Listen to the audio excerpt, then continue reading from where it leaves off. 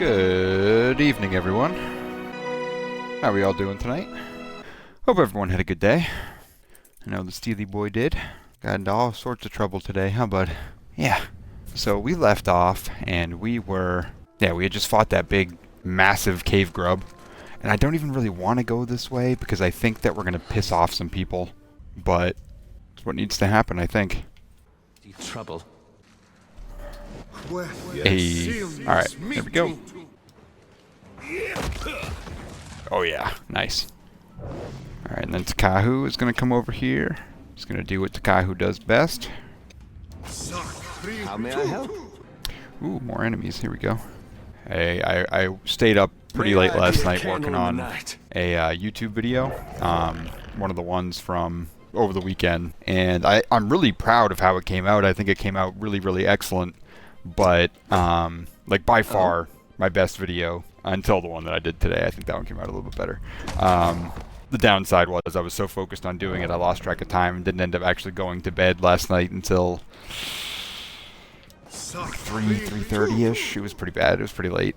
So all day today I've been super tired, super overstimulated, and, which happens, you know, it's not a big deal, but let's have you go up a little bit and hit them with this. File thorns. Say your prayers. I was very overstimulated all day, and I was sluggish at work. Wasn't doing my best work. Was very distracted because I wasn't focused, you know? Oh well. Tomorrow will be a better day. That was a really powerful attack. I'm surprised at him. Wow. That was nice. Good job, man.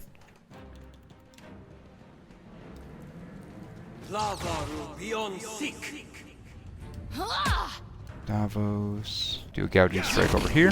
Let's go. God, I love that sword. How may I help? Excuse you. Sit back down.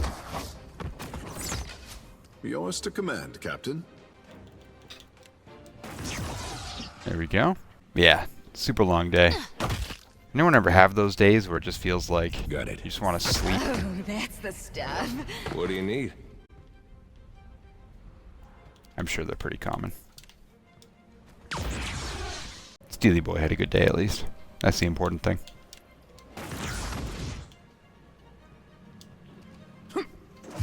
Yeah?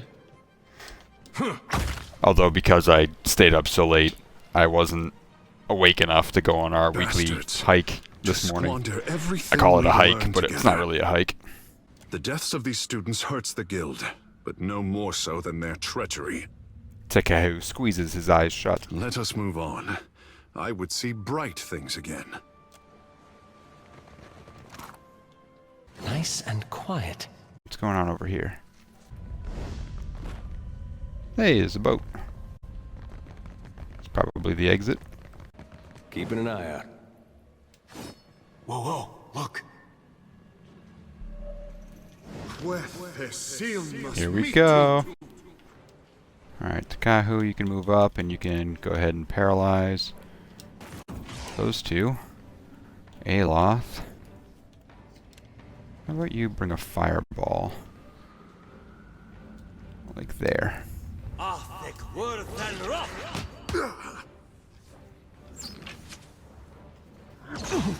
Ooh, Yeah. Alright. They came to play. I can't even select the damn thing. There we go. Pillar of Faith. That's what I'm trying to do. Davos, go punch this. Dare. Defend yourself. Do this. And we'll pull. No, we won't pull. It's good damage out of Aloth, though. Aye. Let's hire it out. Nice, Aloth. Yes, Doing Captain. great, man. Oh, you know what to do. Shodi. Probably go ahead and do a blessed harvest. And then move up. Hey, Dark. How's it going, my friend? What have you been up to today? Just Just like that. Yeah? That's right. Ooh, nice. Strike it there. Nice, nice, nice. Lavaru beyond seek.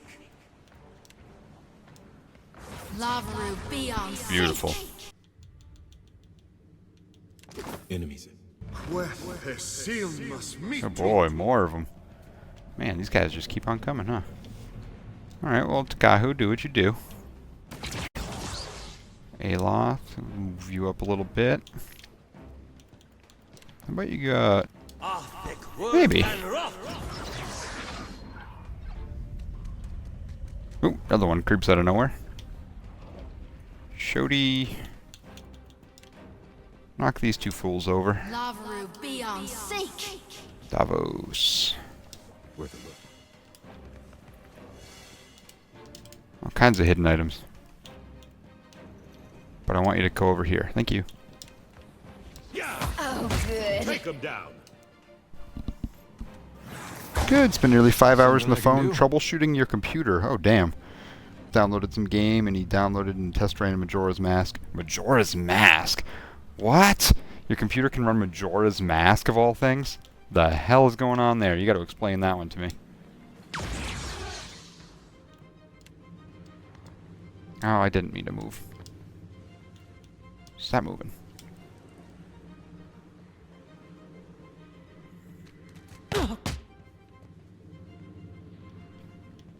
Excuse you.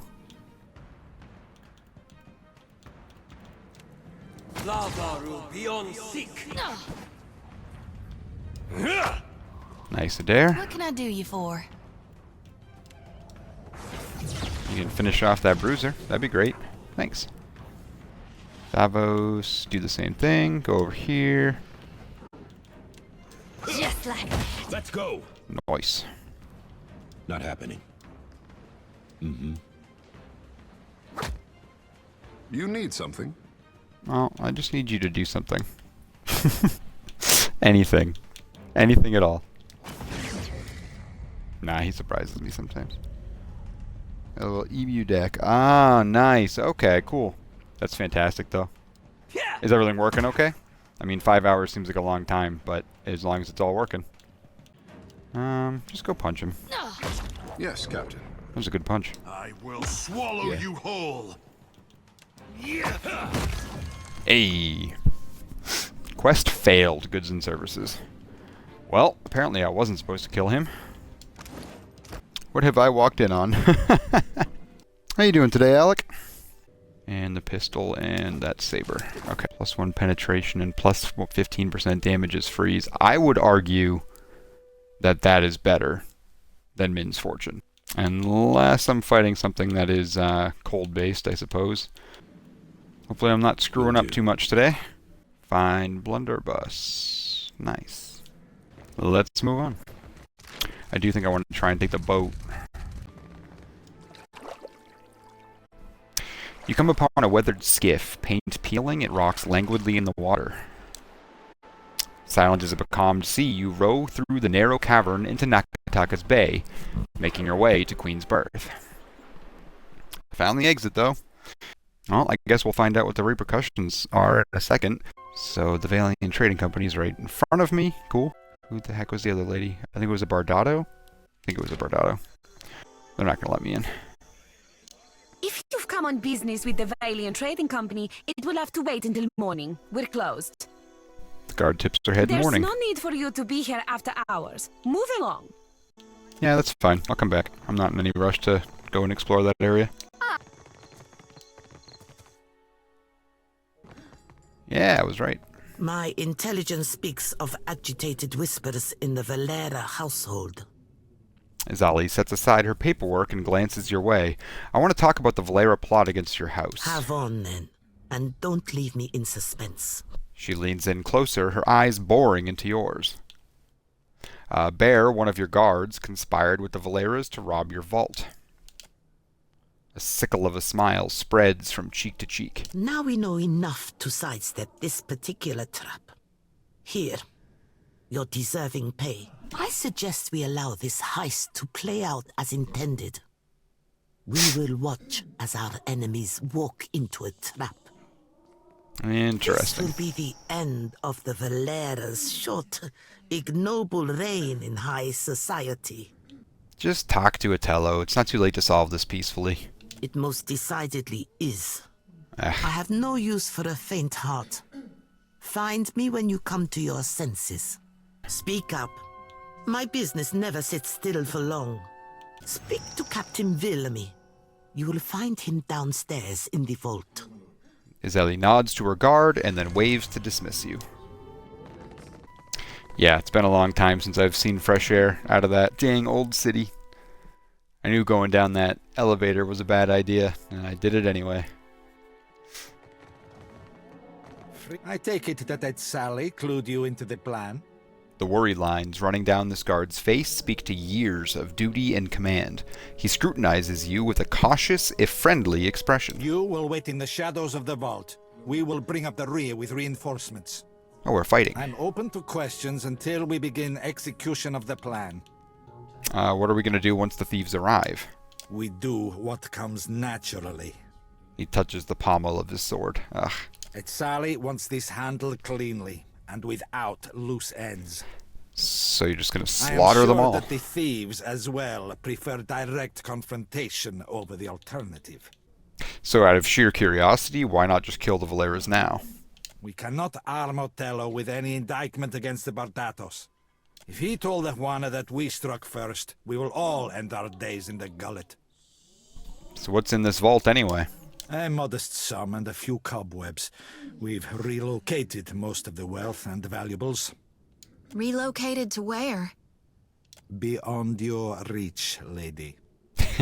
Fair. Even if we're getting the drop on these Valera scum, I'm not about to stake a client's fortune on our success. Will any traps be installed to counter the burglars? Standard procedure is to trap the area around the vault. We've moved them all inside.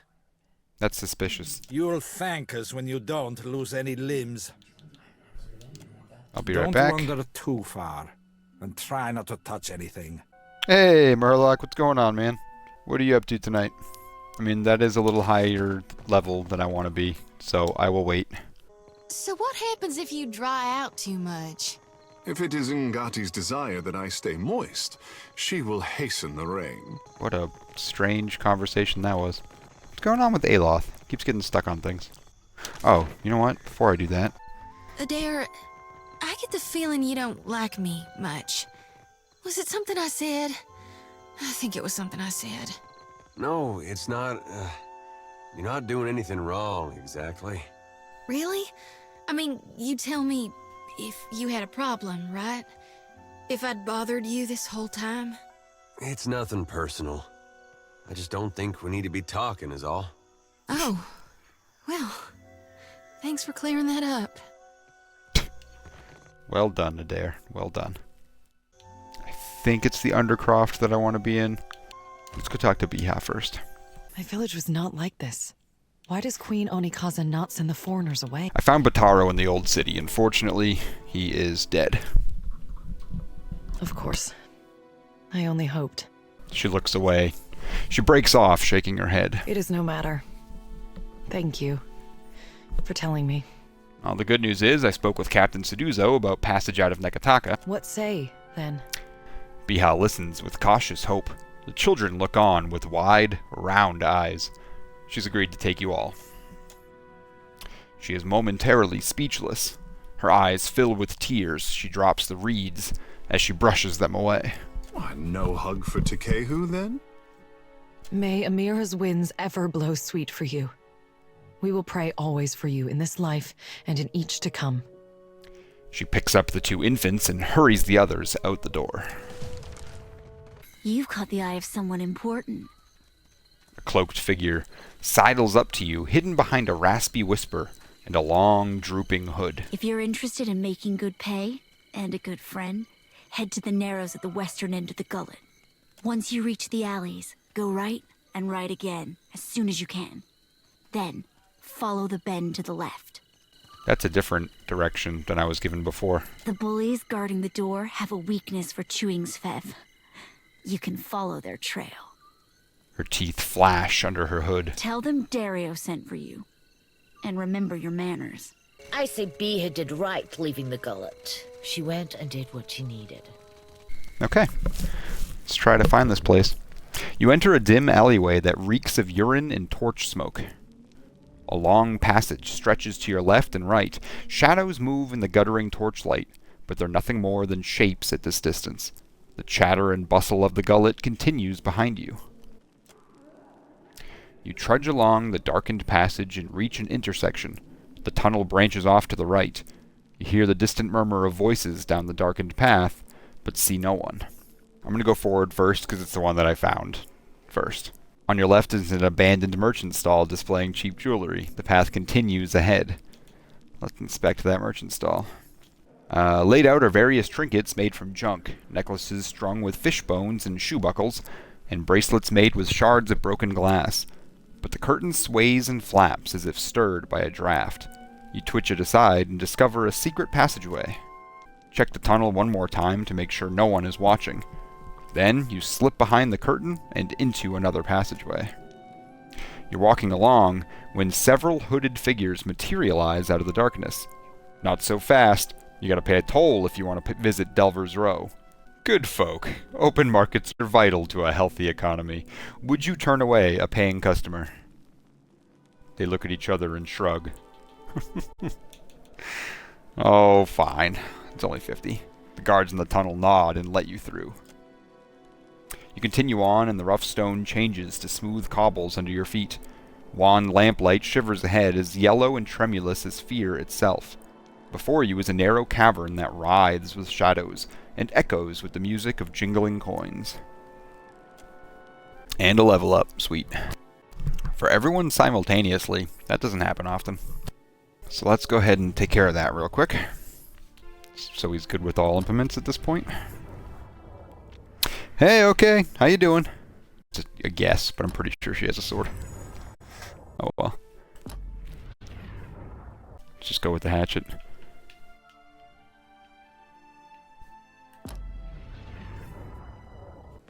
Alright, what is going on here? Thug, pirate, thug, cutthroat, random street Looking merchant. for something to sharpen the senses? To help you leave your sorrows behind? I got what you need. Do you now? Literally just sells a bunch of drugs. Furtive whispers and footsteps rise from the lower street. There's a lower street? Oh dear God, this place is huge. A figure in the shadows looks up at your approach, pursing his lips together in a crooked line. I think you made a wrong turn, Bilger. You don't belong in the row. Actually, the smell of this shithole reminds me of home. He raises an eyebrow with this. Long moments pass as he casually looks you up and down. You know when to keep your mouth shut. I like that. This guy's name is Rust. That's cool. He glances around the alley before continuing. You looking to commission an artist? You'll find none better in Neketaka, Bilger. He lightly traces a finger across the hilt of an emerald-encrusted stiletto, hidden within the folds of a dark, leather tunic. His narrowed eyes seem to dance in the magical light as the gemstone pulses with a caustic glow.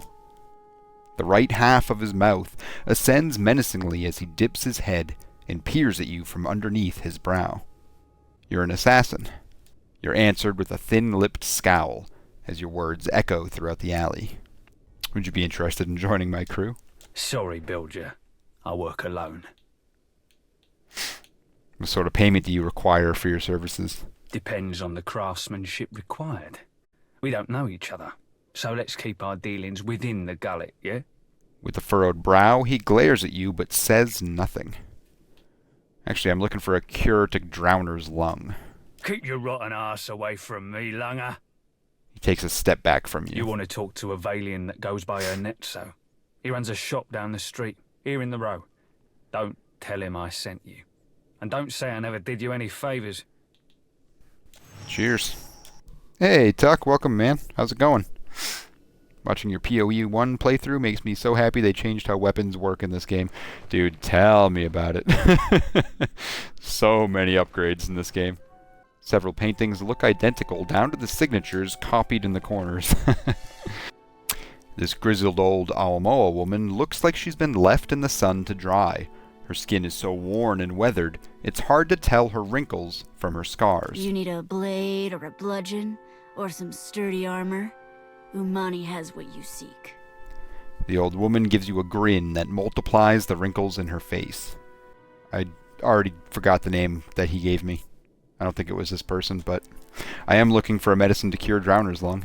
Then you blunt your teeth talking to me. Or Go and Netzo. see Ernezo. Knew it wasn't her. His shop is just across the way. She points to the door across the tunnel. Alright, show me what you got. Old Umani stock is tested in the hands and throats of the fiercest sorts in the gullet. Never will you find a better selection. I'm all about the second wind. Oh, nice. And incoming weapon damage is reduced as health is lost. That's really good. That's really good. Hey, Algol, are you a dog? Are you a wolf? What are you? Something approaches. I love the civilized ogres in this world.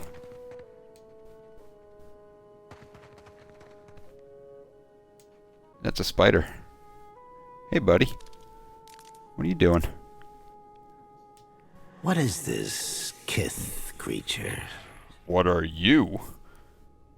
The Vithrak cocks its head and focuses its many eyes on you. Its strange companions also stare at you with unnatural intensity. Look, but don't touch, I say. What secrets does it bring? I wouldn't touch it if you paid me.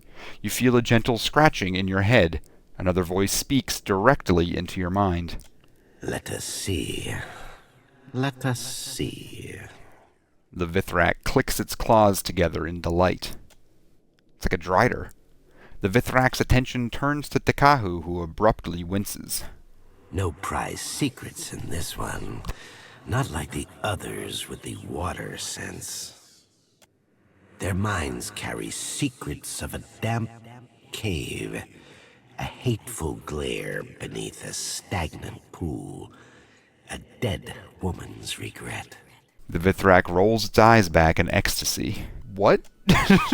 Kith hoard many secrets. The best ones they bury deep in their cities, behind mighty walls. But what secrets fill your mind? The Vithrak turns its hungry attention back to you. This thing is 10 times creepier than a drider. What the heck is it? The Vithrak reaches further into your mind, plucking and picking at your memories. A watcher. The deerwood. The warm seas of the Deadfire.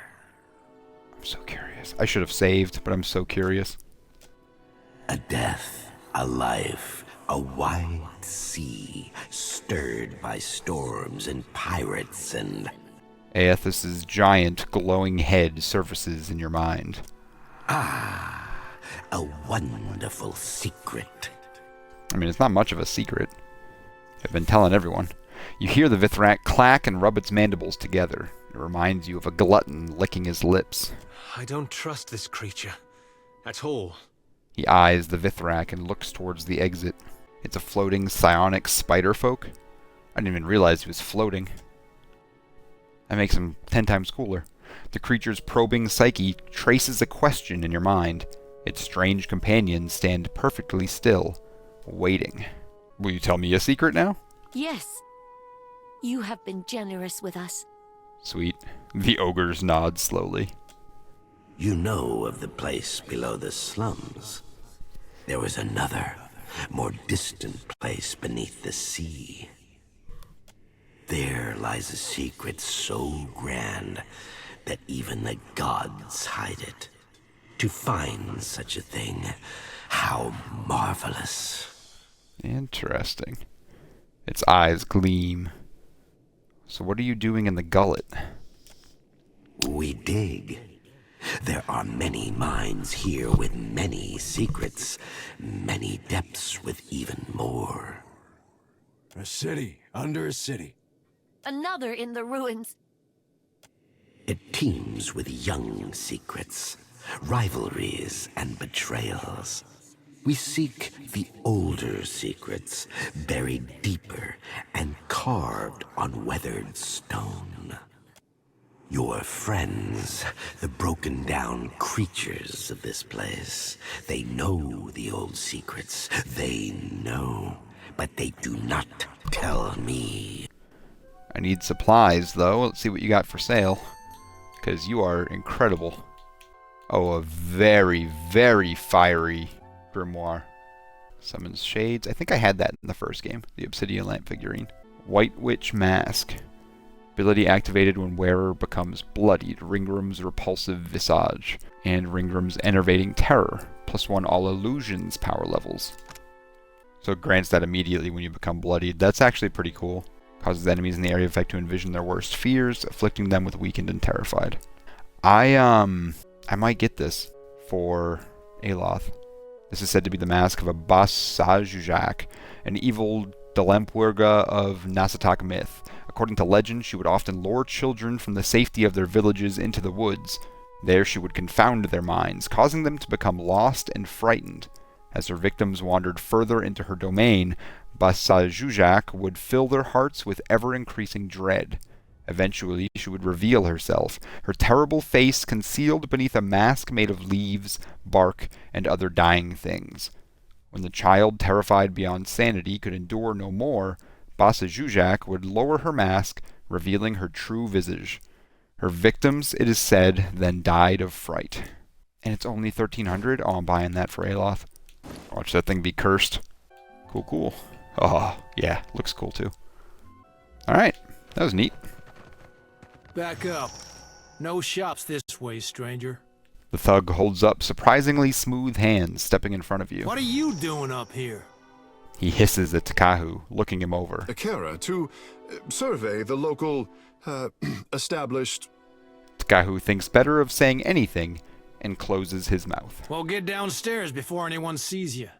He tips his head and moves to step out of Takahu's way. Passing you an uncertain glance, Takahu takes a hesitant step forward. What about me? What about you? He looks you up and down, then turns his attention back to Takahu. Hold a moment. I'd remember that face. He squints at Takahu, nodding slowly. You do not have a tongue for compliments, I say. You don't belong down here. He taps his long nails against the hilt of his weapon. You are about to let him go downstairs, though. Why? He grimaces at you both, his hand closing around his weapon. Explain your business or turn around. I've had enough games for one day.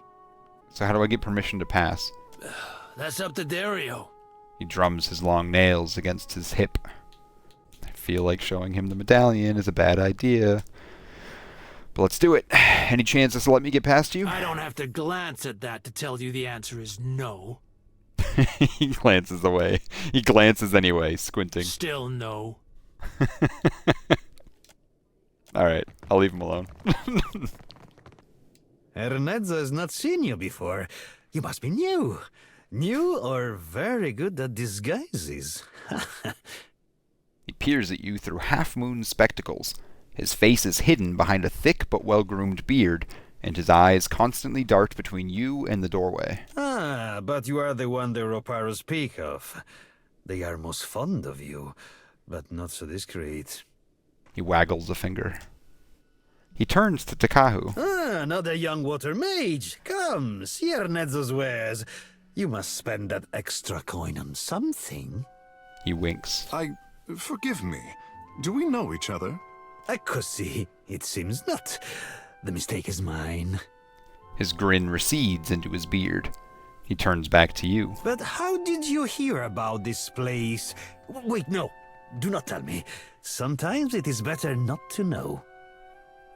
There is something I can get for you, yes? Tell me quietly. He leans in. Yeah, before anything, what do you know about the Spindle Man? Because I need to know everything I can about this guy. Merle, it is a dangerous pest. Oh, is it though? He was harmless. He crosses his arms and shudders. When it dug its lair, it did not even ask permission of their... of the boss. I know it's Usually Dario. you want to pay the proper respects if you're digging a lair. Is that all? They say it is a mind reader. We in Delves Row are simple folk. Quiet folk. He shakes his head. It does not do to have a mind reader nosing among us. You understand me, yes? He inclines his head towards you. Alright, let Of me see what you got for sale. Only do not tell anyone where you got them. And then we'll talk shop. Wholly expensive. Oh, that's really good though. Oh damn. No wonder that's so expensive. The red hand. Is it the right red hand? Fires 2 shots before reloading, but has reduced range. That's actually really cool. 1% damage dealt and received on kill until rest. Wow, so it increases damage to up to 20%. That's damn good. There is something I can get for you, yes? Tell me quietly. I need medicine for Drowner's lung. Eh? I hope you are not ill. But never mind. If the Mataru come asking, I will not tell. He winks and taps his lower lip, backing away from you just a little. But Drowner's lung is very serious. Very deadly. He shakes his head. The cure is not cheap. But how can one put a price on good health? He grins marvelously and waggles 8 fingers on the countertop before you. On the other hand, you look strong. Like you could handle some hard work. He pats his own meager bicep. If the price seems high, there is a certain little favor you could do for me instead. He raises his eyebrows, hopefully. Tell me about the favor, but 800 really isn't as much as I thought it would be. Just mind that you keep this between us. You have a reputation for being too candid. Yeah, that's fair. There is a certain merchant here who needs to not be here. He draws a finger across his throat. Go on. This merchant runs a shop at the end of the street. People know it as the Spindleman. Oh no, I'm not killing the If you Spindleman. get rid of it, then I will give you the medicine. He nods, his spectacles flashing in the candlelight. I'll just buy it. I'm not gonna touch this Spindleman. He hasn't done anything to hurt me yet. Belfetto. Though if your coin purse is so full, take care that others do not hear it jingle. He winks. Your medicine, as promised. He shakes your hand, and you feel a glass vial slip into your palm. He gives you a nod of acknowledgement. Hey, how did you do that? Can you do that again? Adair stares at Ernesto with childlike giddiness, pointing at the file with a rapid twitch of his finger. Bless his heart if his strength and good looks ever go. Ernesto blinks slowly at Adair before turning back to you. There is something I can get for you, yes? Tell me quietly. He leans in. Nope, you've done enough. I'm out. Do. I'll get it open. Wait, what do you mean it's too low? Really? Oh, difficulty 12. Oh, okay. Haven't seen one that high yet. I'll be back for you. Saw everything there is to see in here, except for maybe this? An Orlan woman stands over a table laden with herbs and spices. She mixes them without looking at her work, pausing now and then to raise a sprig or file to her nose. You realize she is blind. It's the smell of cardamom that drew you, no? Or perhaps the sting of fresh pepper. Or maybe you seek something with a stronger bite. She swivels her ears, but her cloudy eyes do not find you. What do you sell? Food, of course, and supplies for the road. Though most here come to me for poisons and venoms. Supplies for the road, right. I have plenty. Though, if you're buying poison and ailment, mind you store them separate. Oh, she's got some good armors. And nothing else. Alright, so if I'm leaving here... Yeah, we're going to glue them all together when they're done to hang them on the wall somewhere. That's awesome. I want to do all 4 of these. And I'm going to hang them on the wall behind me so that there's a little bit more decoration. As opposed to just the Davos Seaworthy thing. Super simple, but I think they're really cool. Should be able to see those now, maybe? They are Legos. They are space-themed Lego posters. Alright, so go right, and then right again. The tunnel branches to the left. The floor around the entrance is spattered with something as thick and dark as tar. It looks like soothe. A handful of guards emerge and block your way, crossing their thick arms over your chest. One of them spits a viscous black glob at your feet. He rolls a dark plug between his teeth. Better head back, friend. Its invitation only passed here. And Dario sent a messenger for me. At the end of the passage, since I missed the last one, is a stately door crafted of polished mahogany.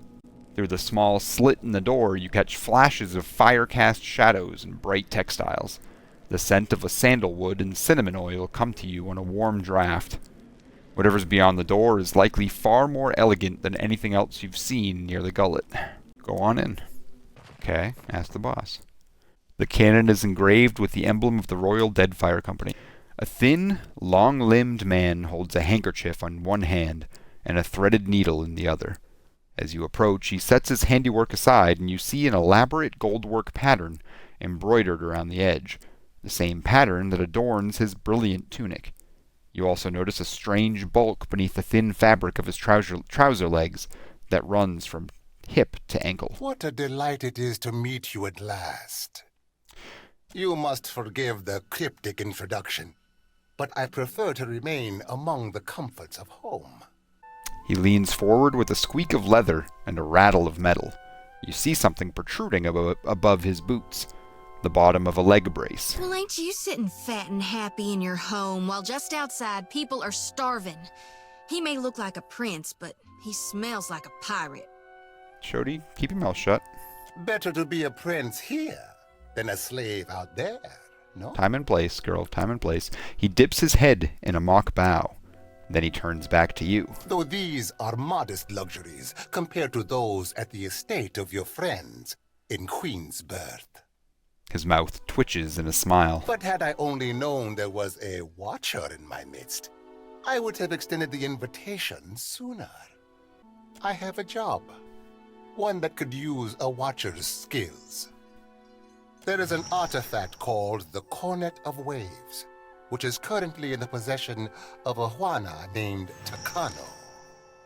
I would like you to liberate it for me. He flutters his slender hands in a way that resemble a bird taking flight. Why exactly do you need a watcher? Watchers see what many cannot. It doesn't work that way. Takano is a man of many vanities, as your special gifts will no doubt reveal. You need a cipher, not a watcher. His villa is on the eastern edge of Serpent's Crown, just downwind of the palace. He pauses, tenting his fingers. The opportunist I first hired was too bold and found herself ejected from the district. With your unique talents, I am hoping you can avoid such complications and persuade Takano. After all, it would be best to avoid drawing the ire of our Mataru hosts. When you have the cornet, bring it to me. I will pay you well for it, and you will find my favor useful in this part of the city. Do you want to know about the cornet or the hidden temple of Andra that it opened? His brace rattles as he starts forward, mouth agape. Galarde! You watchers truly are workers of miracles.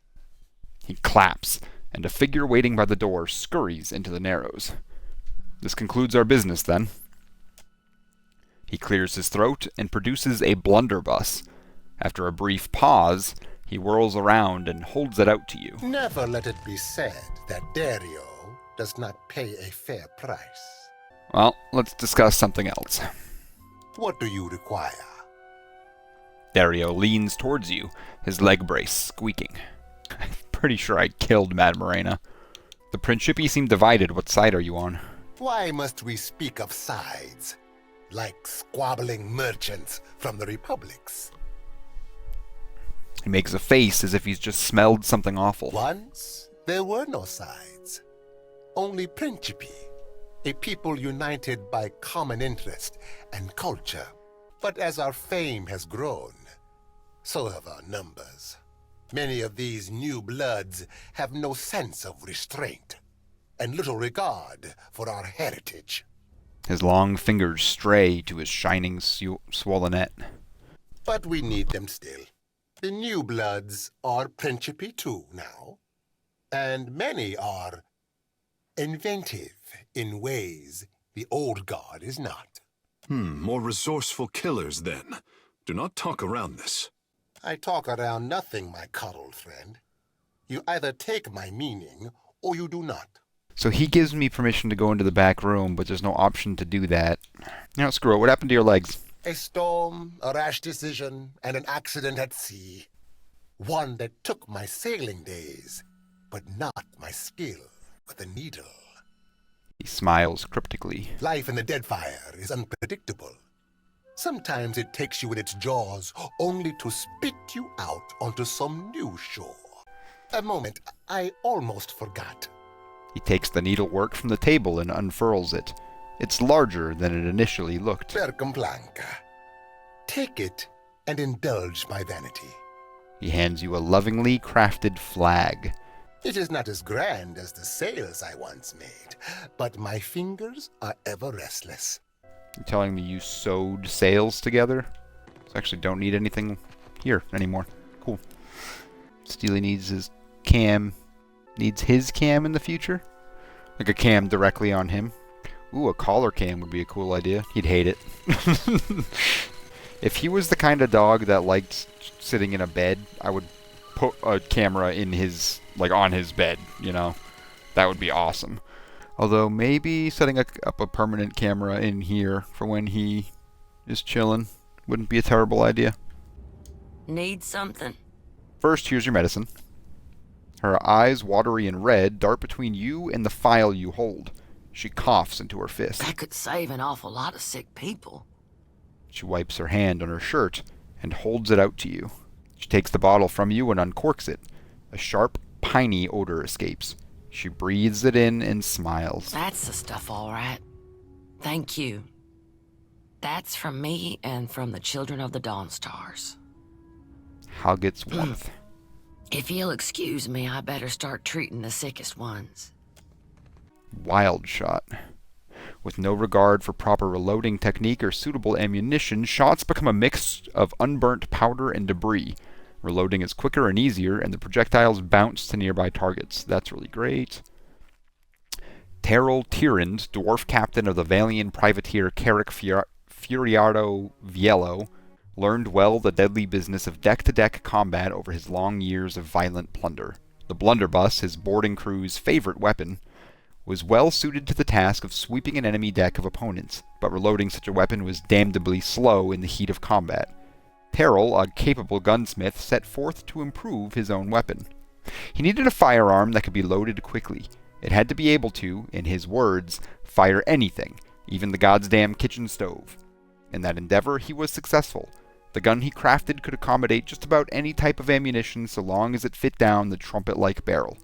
Terrell was known to load nails, forks, and even coins into the gun. In a particularly grisly recollection, after suffering a near-fatal gunshot wound to the face, he is said to have rammed a handful of his own broken teeth into the trusty weapon before shooting his attacker dead.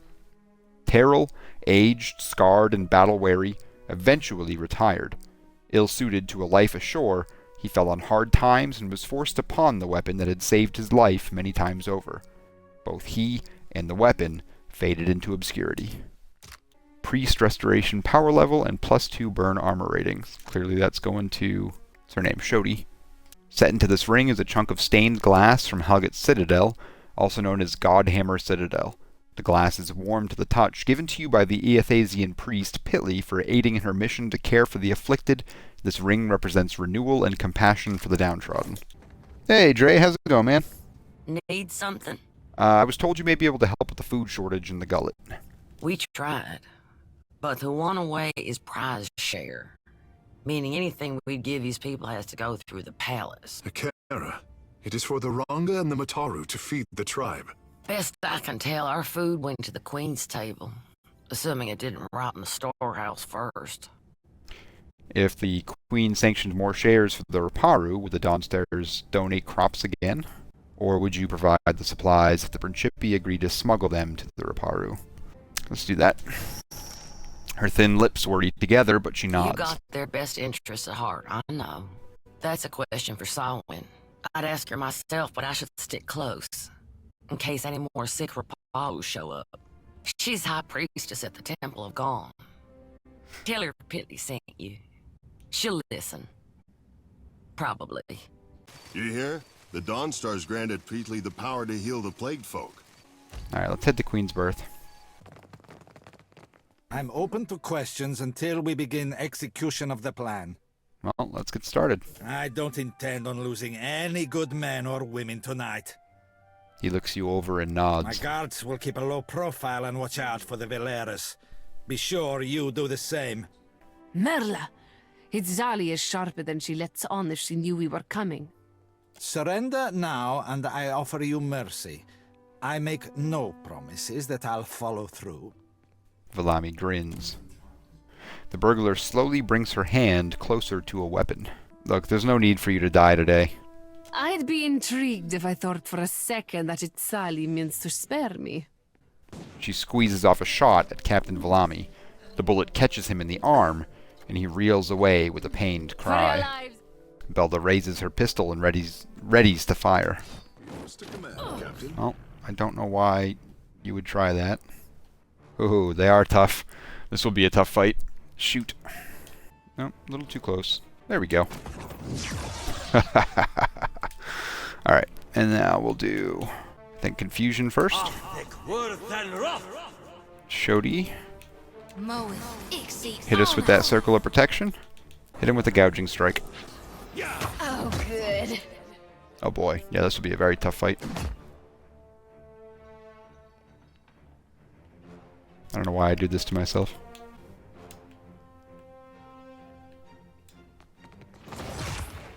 Oh, I should have had him summon that thing. I'll have him do that next turn. For now.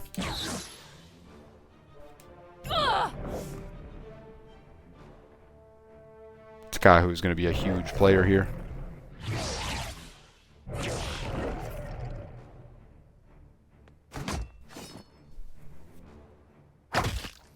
Ow. Yeah. Here we go. The guy who... actually, yeah.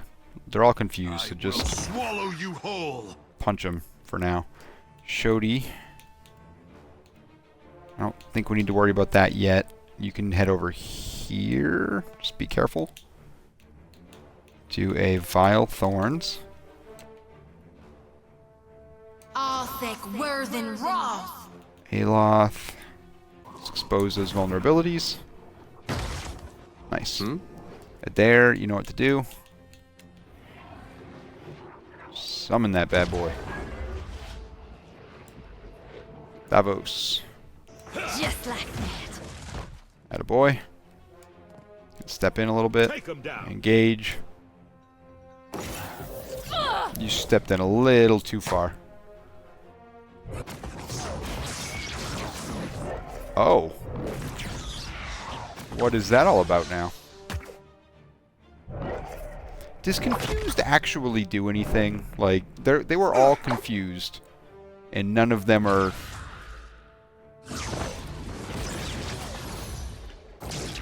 Aye? That just looks crazy with the 6 other people surrounding him. Oh, this is a bad idea. Oh, you know what? He's just a summon. You're fine.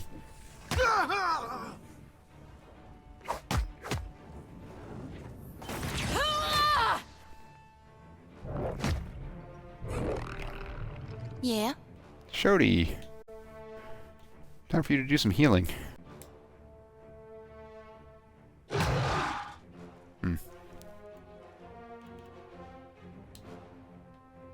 Let's go. 2 down. Got it. Let's move on to her. Yeah, they kind of all moved around on me.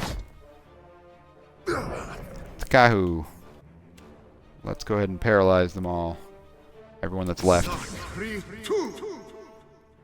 Aloth, who do you got? Nice. At your service. Takahu again.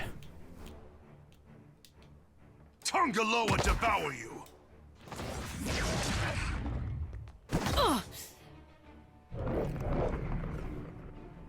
Shodi, you might be able to kill her with the Blessed Harvest. Fuck yeah, Shodi. Well done. What do you need? Here we go. Oh, yeah. Damn. That went way better than I expected it to in the beginning. Valami winces as he applies pressure to his wounds. Go on and head up to it, Sally. She'll want to hear what happened. Are you gonna be alright? I've seen worse. I'll have someone fetch a qualified chirurgeon who knows how to pull out cheap bullets. Valami winces again and dismisses you. That went so much smoother than I anticipated. Yeah, it's probably a bad idea to try and rob these people with them watching me. Nice and slow. A gloomy view of Ensense in the rain. Was I just seen? I was, very quickly. Holy crap.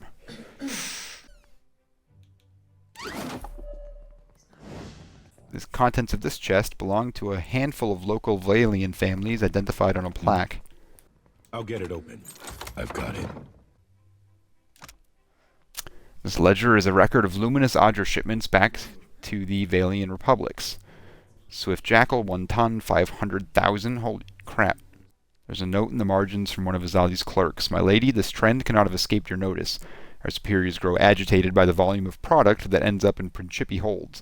There are too many pirates and too many dissatisfied captains to send out volleys of lighter cargo as you suggested. Your orders on how to proceed? I have also made note of several inconsistencies. Areas where my predecessor skewed the math to benefit an outside party. Pages are also missing, which leads me to believe you have been robbed. This chest's identifying plaque is blank, suggesting it is empty. There are a few recent guests logged in this ledger. Other than the main vault, I did a pretty good job there. Postinago. What fools these Valeras are to think I would not protect what is mine. Azali inhales sharply. Mela, it is the end of enough. I would see Ataro bleed for this. You do realize that would be murder. And you choose now to feel a spasm of conscience. I had a conscience before you set all this up, remember? Atelo has led his family into their present misfortune. Kill him, and what remains of his litter of jackals will destroy itself. It hardly needs to be said that I'll reward you handsomely, but I will say it all the same. Do we have a bargain? Her brow arches at attention. Theft. Murder. Davos wouldn't do it. I'm no assassin, Azali. It's not a difficult profession to pick up. Think on it. I'll come back if I change my mind, but I probably won't. Can I ask you something personal? Makera, do not hold back, my friend. You sure? Sometimes I ask things to get people riled up without meaning to. Well, if it riles me up, then I say you have my undivided attention. All right. Is there any kind of ocean critter I shouldn't be eating in front of you? I was kind of hoping to hear the answer to that question. You guys ever seen The Boys? Because that just reminds me of, I mean, I don't want to spoil anything, but the crazy scene with the guy that talks with the animals, with sea creatures. What they make him do. You've seen My Boys? Oh boy. How you doing, Skylar? Luca? This guy is my favorite name. Fuck yeah. The clerk busies himself about the room, favoring you with a brief glance. He rubs under his eyes and exhales through his nose. If you're here on company business, then I will fit you into my schedule. He gestures for you to go on. Luca's shirt is spotted with a number of faded purple stains that you recognize as droplets of wine. Someone has tried, unsuccessfully, to wash them out. Noting your interest, Luca tugs his jacket closed. The servers at the tavern are clumsy. Most clumsy, indeed. He clears his throat and fans at his neck. What is this place exactly? Stumbling from the street, I see. Luca sneers and surveys you with a patronizing look. This is the heart of the Valiant Trading Company. You would know that if you had a reason to be here. From her office, Governor Alvari carries out the will of the Songretta Mea Compresa. We clerks are the fingers of their long reach. He clutches his hand over his heart and bows sharply. You find the governor past these doors for other business. Please see Luca in his office in the front. Hey! Watcher. The Cantanichesi sent for me. It seems the Republics have need of me again, thanks to you. It is difficult to read her expression. The corners of her mouth briefly twitch into a smile, but there is worry in her eyes. Do you have need of me? I will always have need of you, Pelagina. Good. She nods sharply and steps forward. Hell yes. Ooh, she can be a chanter too? Oh, well, fuck yeah. Alright, boom. That's a win right there. Still going on, is it? When will those arrogant louds decide that enough is enough? I'll replace Takahu with her when I can. Done. Way lower deflection. 1% chance when receiving damage to grant steadfast to nearby allies. This humble buckler resembles a clumsy student's training shield. The wood is scarred by deep gouges, leaving the riddle of how it persists in holding together unsolved. A small inscription carved into the back and much faded by time tells a different tale. The first-hand account is of a knight who would rise to glory in Old Valia and become a founding member of the Darkosi Palladini, all the while wearing the buckler on her arm.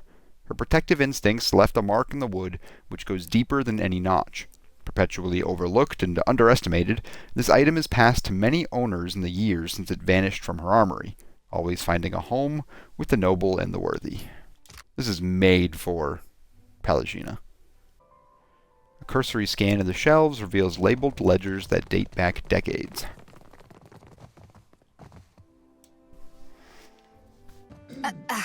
Just a moment.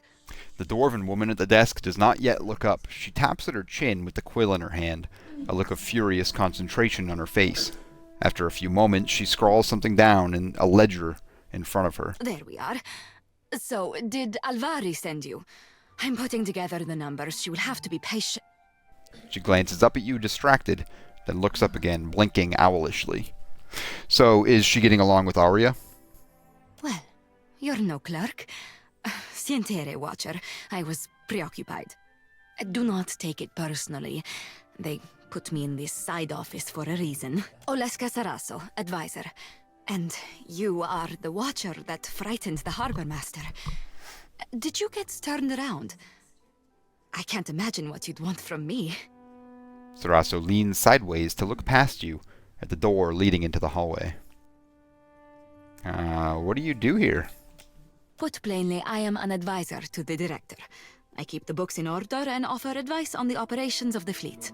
Profits, losses, all here. Rather than pointing at a ledger, she raises a hand to tap the side of her head. I have a better head for numbers than for small talk, I'm afraid. It isn't personal. It is nice to be asked, I suppose. I hardly ever get anyone in here unless they need help with their sums. I don't see why. You probably have the most important job here. That is true, but hardly anyone says so. Sarasso smiles, an earnest, amused smile that brightens her eyes and puts color in her cheeks. I have been lucky to reach this position. I enjoy the work, and it is clear that I am needed. Being useful, it is a good feeling. So who's in charge? I only handle the numbers, sir. If you are looking for work, you should speak with Governor Alvari. Her office is downstairs, towards the back. With that, Sarasso nods politely and turns back to her work. I guess that's fair. This note appears to have been quickly jammed under this bench as it's slightly crumpled. It's covered in what seems to be several failed attempts at a Morris verse, including a few ill-advised rhymes for helm and sword. You hide your face in a book while the beauty of Deadfire passes you by. A readied mind will be far more useful the next time we face dragons, cultists, or vampires. Haven't fought a dragon in a while. Oh, I think that's it for this building. Okay. Let's get to the palace. Holy crap. I'm just realizing that we raised 100% for the Steely Boy emotes. Wow. Great job, everyone. Congratulations. That's incredible. Thank you very much. Alright, we are going to have to... I'll work on those tomorrow. I'll make an announcement tomorrow once I get everything squared away, but it'll probably be like a week before they're actually available to use, but you all are awesome. Thank you so much. That's fantastic. Aruihi raises his eyebrow and motions for you to go on. Afraid I didn't find anything. Nothing? Tekehu, what say? We stumbled on evidence of abandoned Roparu settlements, but nothing more. Tekehu clears his throat, aiming you a worried look. Good boy, Tekehu. And the envoy's medallion? What? It just washed ashore? The prince waves his arms in the air in a mock conjuration. Onikaza entrusted this job to remove a matter from her plate. But, Ikira, I cannot waste precious hours interrogating you. Aruihi sighs and waves the matter off. Ikira, but at least you returned to me in one piece. You are not the first agent I sent to the gullet, but you are the first to return. Aruihi grins in spite of himself and claps you on the shoulder. I cannot say that I desire to send you to worse places than the gullet, but... Aruihi trails off and scratches the back of his head. But you're going to anyway. Ikira, my apologies. Does the name Ukaizo mean anything to you? The prince's face is impassive, but he seems to be studying yours with close attention to detail. An old mosaic beneath the city depicted Ukaizo. Ikira, then the city's bowel hides more than I credit. Aruihi thumbs his chin and nods. Ukaizo was the home of the Huana before cataclysm and destruction wiped the island from the Deadfire. That is the story. Story or no, I make no secret that we search for Ukaizo. He studies you, allowing his words to sink in. Our tribes are spread across many isles, but it is Ukaizo which binds us. Ukaizo, and the knowledge that we must return. To that end, a local cartographer secured a lead. A breadcrumb to a breadcrumb, I say. I sent an expedition to Matario Kozi, one of the Sanctuary Isles. They were to retrieve evidence of our lost homeland. They have yet to return. What are the Sanctuary Isles? They were sites where our ancestors grouped in terms of crisis. Constants in changing seas. You have the cartographer Atepo to thank. He wanders the Western Shrine if you would know more.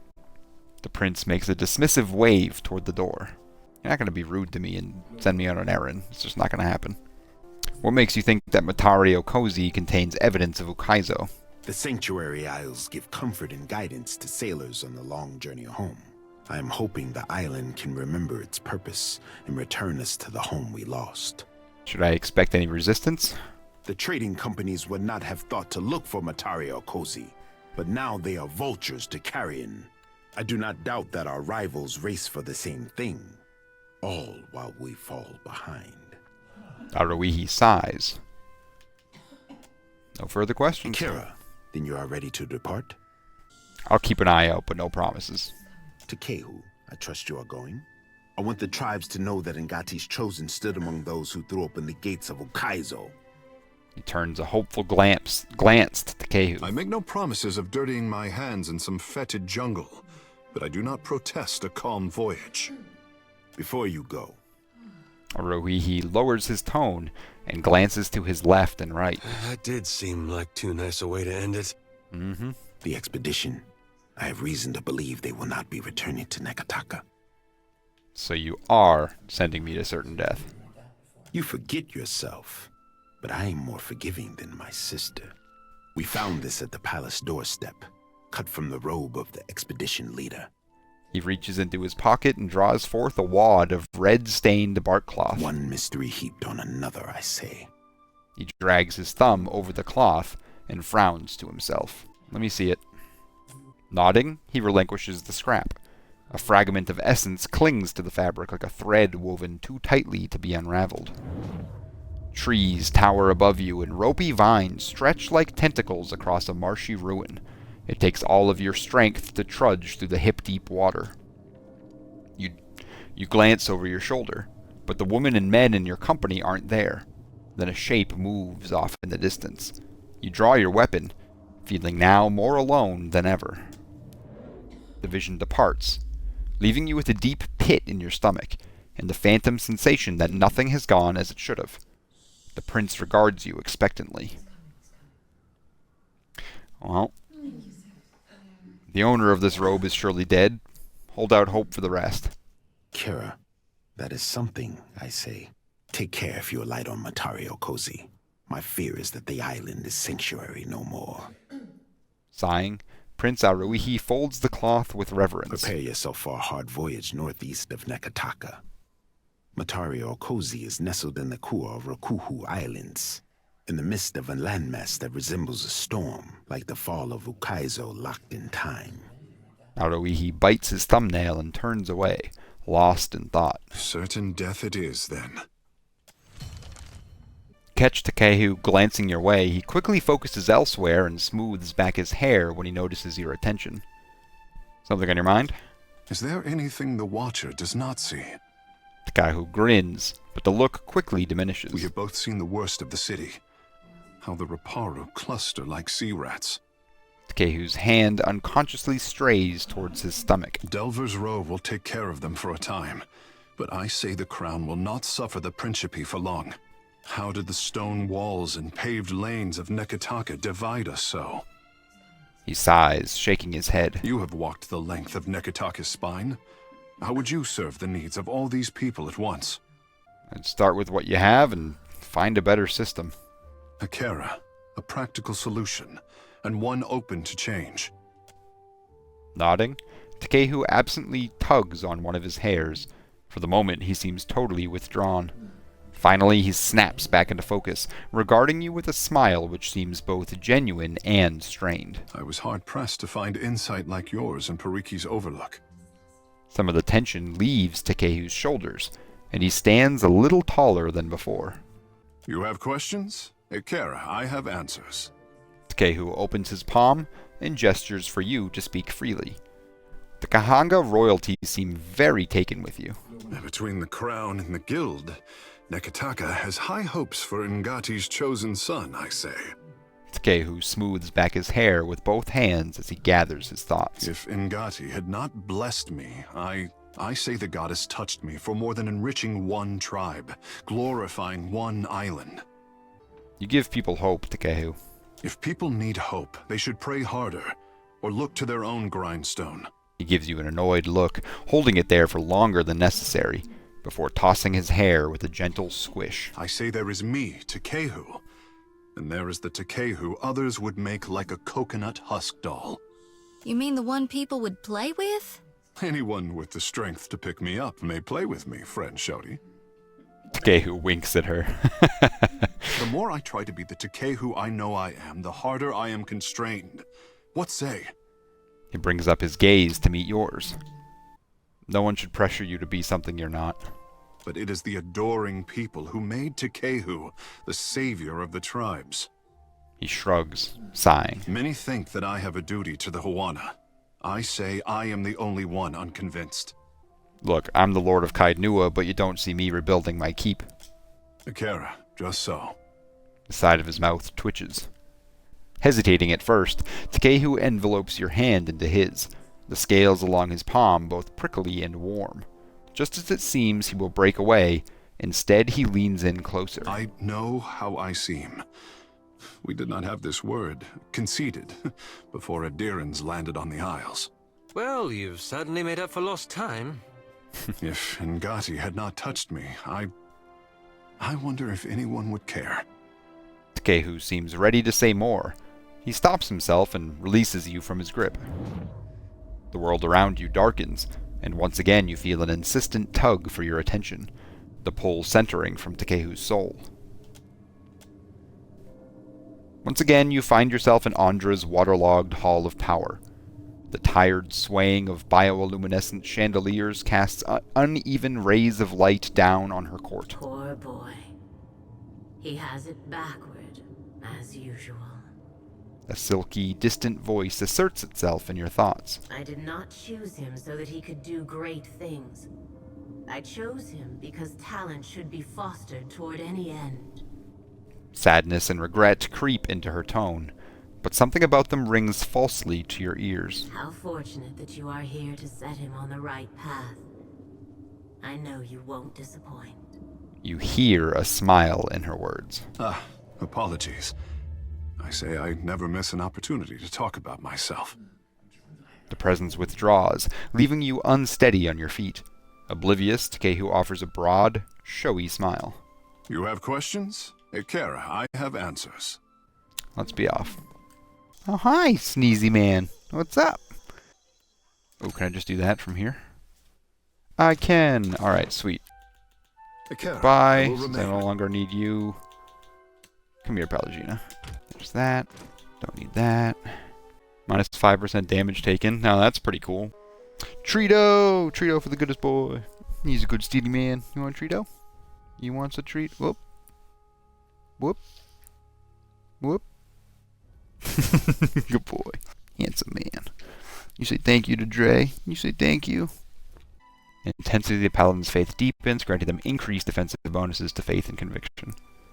I mean, it's that or lay on hands, but obviously lay on hands wins. Never mind. First level, it's not both. It's one or the other. We're good. Give you that. And then, heck yeah. Well, that's the way to go. Things first, give you poleaxe. Might as well give you that. Paladin downs an enemy, providing a temporary bonus to all defenses. I think we're going to go with this guy then. Stealth. That's done. We'll give you, I think I will do that. Paladin imbues themselves or an ally with a range with light, restoring a substantial amount of health and granting the courageous substantial amount of health or robust. Okay. 40 health and constitution. Holy God, that's amazing. 40 health and cannot be interrupted. Yeah, we're going to go with greater lay on hands. Thank you. Oh, you already have that. Blinding enemies. Nearby allies gain deflection. Damage taken by affected enemies is greatly increased. So we're going to start building towards that. Do you already have Rod? No, you have Scepter. Okay, so give yourself a Rod. And that's it. Harold, congrats, you just got one of the strongest characters in the game. Really? Oh, that's good news. Hopefully I'm building her correctly. But yes, absolutely. I figure she can do everything that Takehu can do, but better. So yes, of course I'm going to go with her. Yeah, it's insane. Chanter and Paladin both have a ton of strong supportive qualities, and tanky, it's a super strong combo. Perfect. That's literally exactly how I'm building her. It's just like, stand in the middle of the fight, make everyone else more powerful. That's how I used her in the first game, and she excelled at it. And in this game, she's just going to be even better at it. Alright, to the Sacred Stair. Thank you, Dark, for always keeping up on like the break announcements and things, because, man, I'm so bad at that. I never remember to do it. Shining God, light your path, stranger. Can I interest you in any of our wares? We gathered what we could. Much of our coin goes towards feeding those in need over at the temple. I'll have a look. Thank you, sir. Necklace of fireballs. I want to support you, but you don't have anything that I need. Alright, let's check this out. Oh. Okay. Getting it now. Temple of Gone. Hi, Bob. What's going on? This is what I was talking about the other day. It's like all this stuff that I never would have thought of. And you're just like, I got you. The writing on this tattered scrap of journal looks like it was penned by someone still half asleep. Have you ever had a dream so real that you wanted Aethys so badly that you could do anything? A line is drawn through the writing, below which its author has scrawled, "No more cheese before bed." No more cheese before bed, Steely. Throws it back at me. I can't throw it in the house. Chloe's sleeping. So it is you. I could not think of a reason why your ghost should haunt the Deadfire, save to haunt me. And that smacks of arrogance. Ederic smiles crookedly at you, something which causes the soldier beside him to regard you with bemused curiosity. Sister. Ederic turns towards Shodi, bowing his head. Blushing, Shodi tries not to preen. Ederic gestures and the soldier turns away. He steps in closer towards you, as if to share a conspiratorial whisper, but you notice that he is looking elsewhere. Behind you, around you. Another collection of spirits? The rumor was that Cat Nua was destroyed, and you with it. I was sorry to hear it. I thought you'd go back to Raid Ceres. I did in time, once I thought I'd summoned up the words to explain what happened in the White March. None of it made much sense to the Regency, but my men stood by me. If I was mad, so were they. When the priest spoke of Aethys' return, I volunteered to come, along with a few of my men. I think the Morning Council was content to have me out of the way. That's putting it all very simply. But then, I suspect few of us have simple reasons for coming to the Deadfire. He regards you expectantly. Well, the Deadfire's home for me. Of course, I did not think. It must be difficult to see it so changed. Still fretting about your Watcher abilities. Adiric's jaw tenses, and he looks away, shifting uncomfortably. I don't know. I came here on a pilgrimage of a kind. Neketaka is full of spirits. And the sea, where to begin? Self-loathing is a blight on the soul, Aderic. Don't make your journey through hell darker than it has to be. You're right, of course, sister. Adiric stands up a little straighter, as if scolded. He shifts uncomfortably, his gaunt face drawn. You are a Watcher still, yet you are neither mad nor killed. It's good to see. Well, I found the man behind my awakening and put my past lives to rest. The cure you sought, and which I was weak enough to doubt. See, there. Determination will win out every time. And now you are on to new challenges. What news of Raid Ceres? Each missive from the Deadfire raises new tumult. Some believe our Lord restored, while others doubt. We've done penance for many long years. None of us know what forgiveness ought to look like. It doesn't seem like Aethys has his mind on forgiveness these days. By the way, Adiric, I lost your sword along with my castle. Sorry. That sword was only meant to keep you alive through your ordeal. It's fulfilled its purpose. Well, then I'll see you around. Take care, and may the shining god light your way. But what if I want cheese before, during, and after bed? Offerings of fruits, bread, and even wine have been set here for the temple. Hungry? Come on up. Don't be shy. I'll make a donation. The shining god will bless you for it, sir. That coin will help those in need. The man bows his head. Meanwhile, I'll rob some copper out of your other donations. Gon has been depicted with a warm smile, but the eyes beneath his hood hold unsettling fervor. Here for a meal? Just get in line, dear. Ain't no trick to it. Hey, there's a lady I'm looking for. Came from Deerwood. Adair waves a hand in the old woman's face, as though expecting cataracts she does not appear to have. Short, got a bad temper. It goes by Alava Mazzy. Heard of her? I know an Alava, but that ain't a surname. No? Adair's jaw shifts sideways to gnaw on his pipe stem. Not real warm, that one.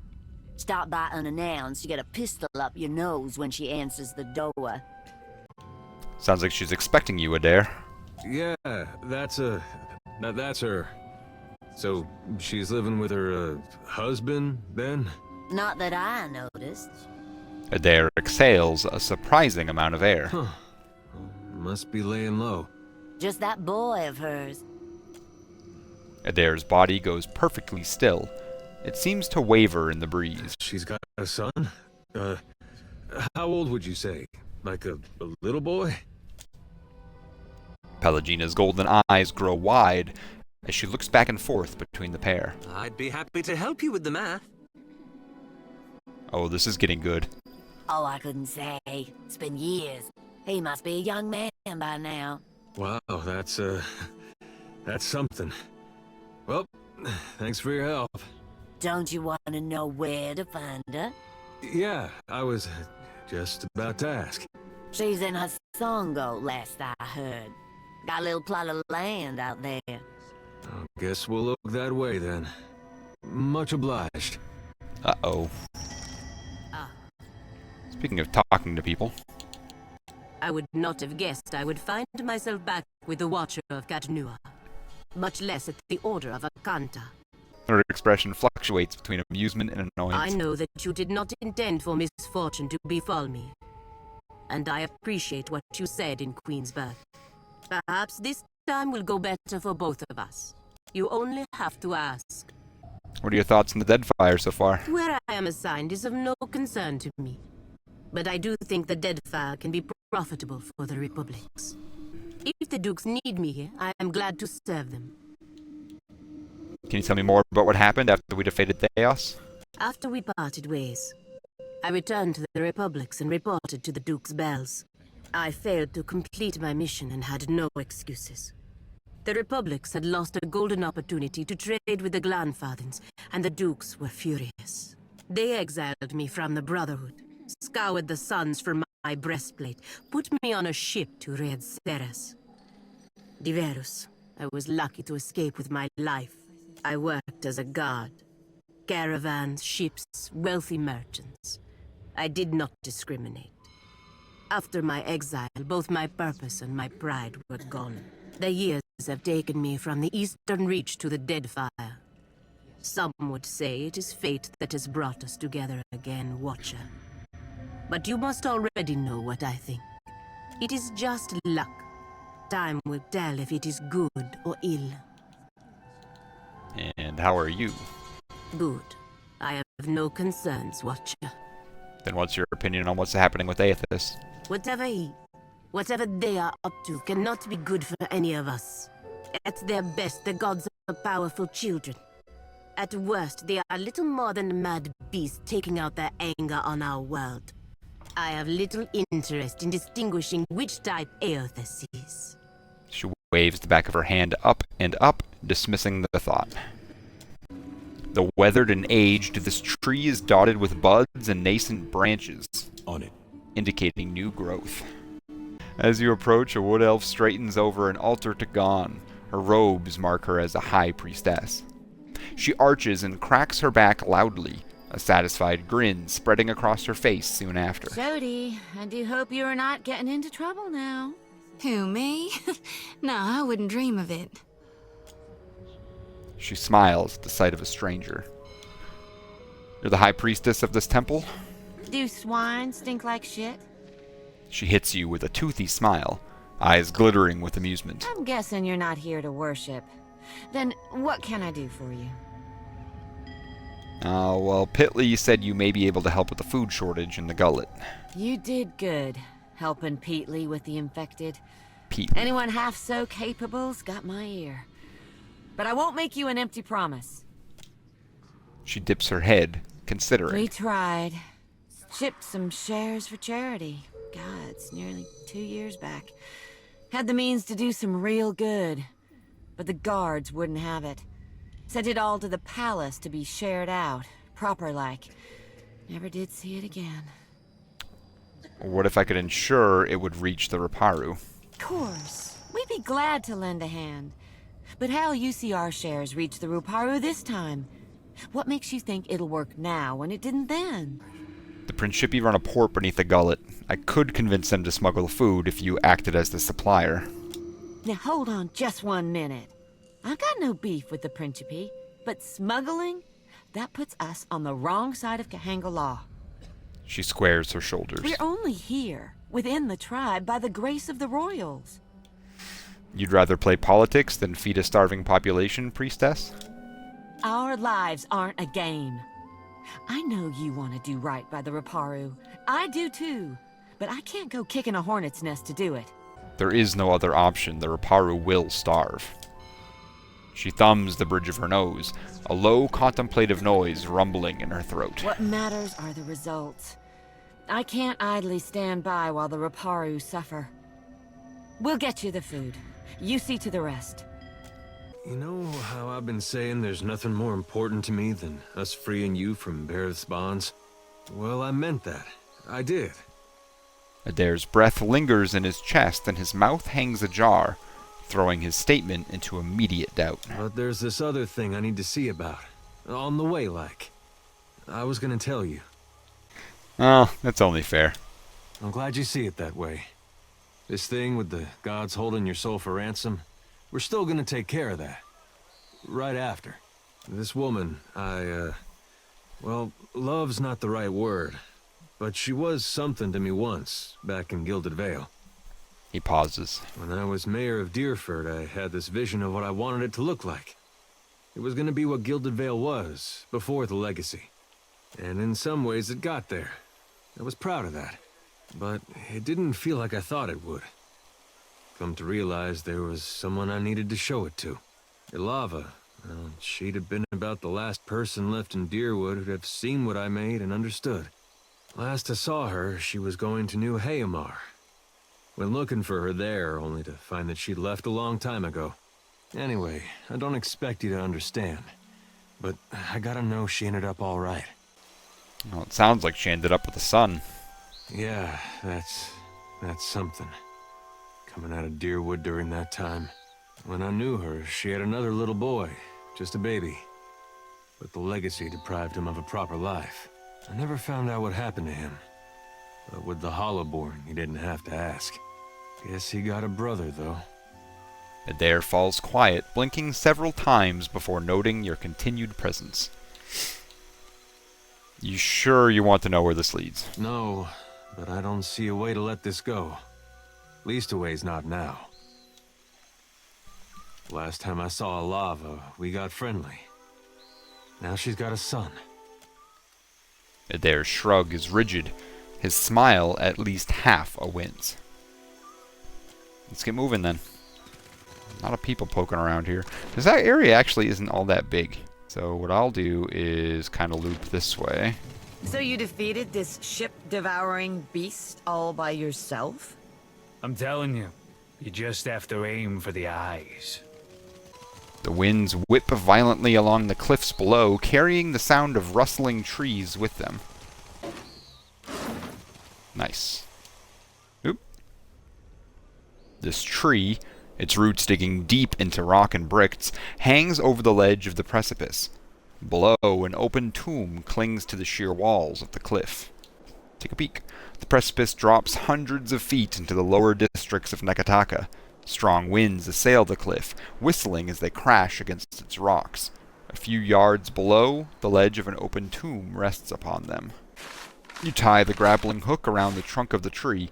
A couple of firm tugs convince you that it'll withstand your weight as you climb down. Let's check it out. You grab the rope, planting your feet on the edge of the precipice, and begin your descent. Gusts of wind sway you from side to side, forcing you to tightly grip the rope. It digs into your skin with every move. Despite the effort, your group proves their excellent conditioning.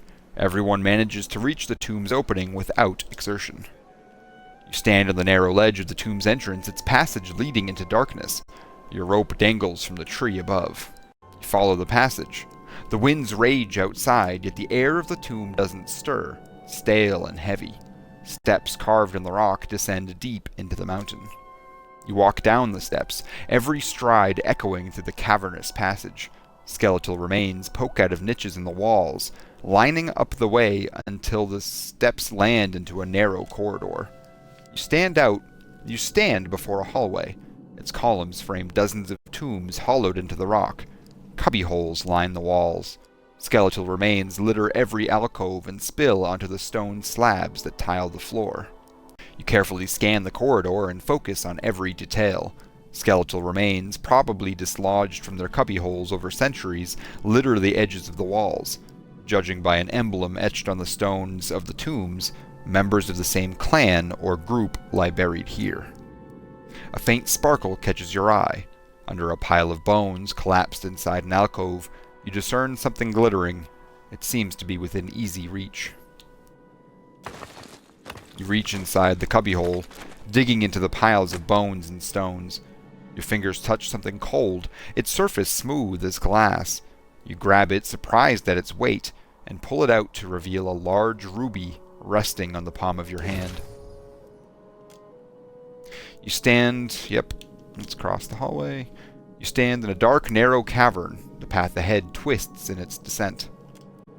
You continue onward, following the turns of the path with careful but sure stride. As you round a bend, a drift of cold air announces the end of the narrow passage. Its exit appears ahead, flanked by half-interred bodies. You step out into an enormous cavern, its walls and sharp cliffs riddled with tombs, leading into places unknown. The Hanging Sepulchres. Hey. Cool. Oh.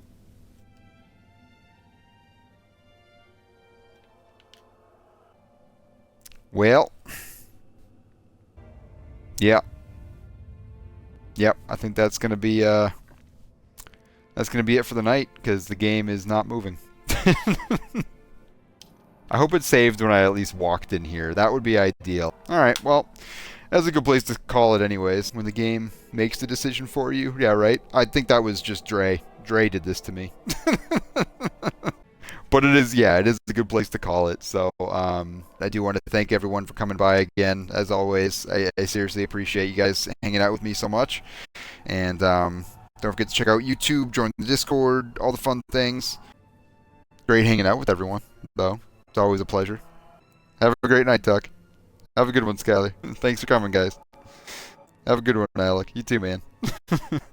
Hey, Seth's on. Alright, cool. Let's do that. Seth, Sower. Oh, no, I did it. I did it correctly. Hooray! Awesome.